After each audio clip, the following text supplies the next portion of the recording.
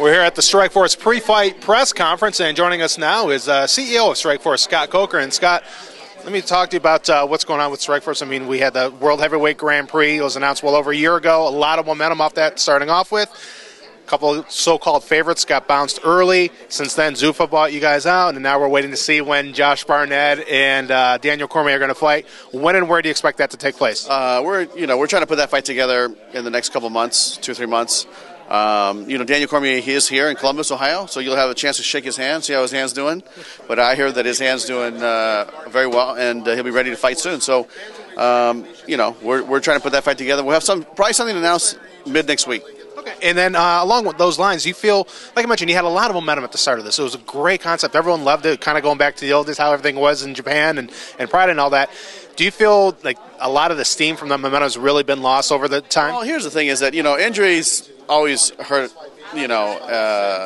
injuries can hurt a tournament like this, and that's what happened, and unfortunately that's what we went down. But when I think about the main event between Josh and Daniel Cormier, I think it's going to be an amazing fight, and we'll rebuild the hype and rebuild, the heat on the fight, because those two guys have no problem talking, believe me, so it'll be fun. And then with that being said, I know this is going to be the last fight in the Strikeforce heavyweight division.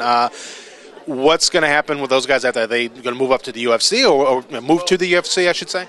Actually, the fight will happen, and then there's going to be one more super fight in the heavyweight division, and then eventually they'll move over to the UFC.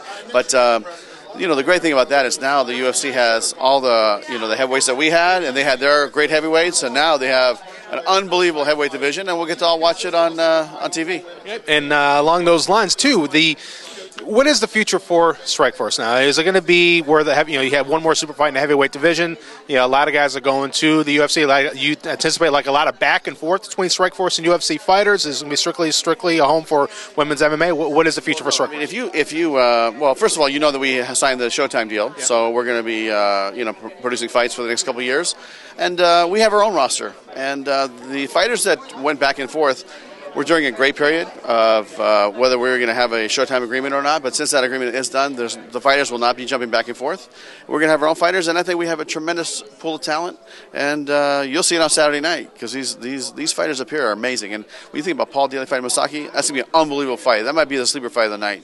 And then, Josh and KJ have never been in a boring fight. I mean, people forget, KJ is a guy that went, before Carlos beat Nick Diaz, which, I have my opinions on that, but, KJ was the last guy to beat Nick Diaz, and he's had some great fights with Nick. Josh has some great fights with Gilbert. Gilbert Melendez will be in the house on Saturday night to watch us fight, so we're excited.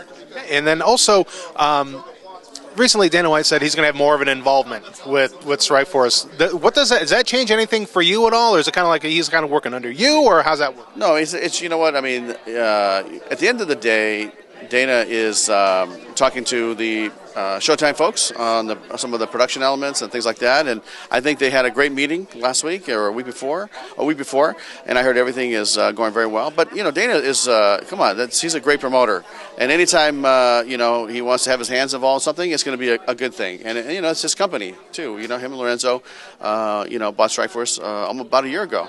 So. Those are two smart guys, have great insight on the sport, great marketeers, and Dana is, look at the amount of Twitter followers and Facebook fans he has. I mean, he's an unbelievable promoter. And in the last few weeks, the past couple months, Cyborg tested positive for BEDs. Also, King Mo Lawal, a current and a former champion doing that.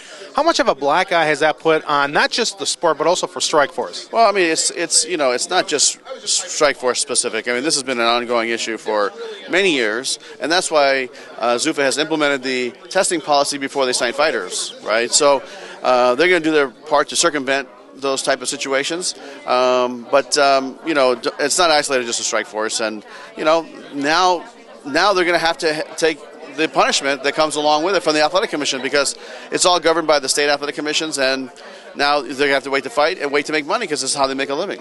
And when they do come back, is it a case of where they're going to start at the bottom rung of the ladder, work their way back up? I know with King Mo, he was right at the verge of getting a title shot back to reclaim his belt. Cyborg obviously was a champion. Are they going to work their way back up, or are they going to be right up there at the top? What I like to say is let's see what type of penalty that they will have, because it hasn't been determined yet. So they all have hearings. Let the due process take place, and then we'll decide from there. Okay, very good. And Scott, thanks for your time. Thank you.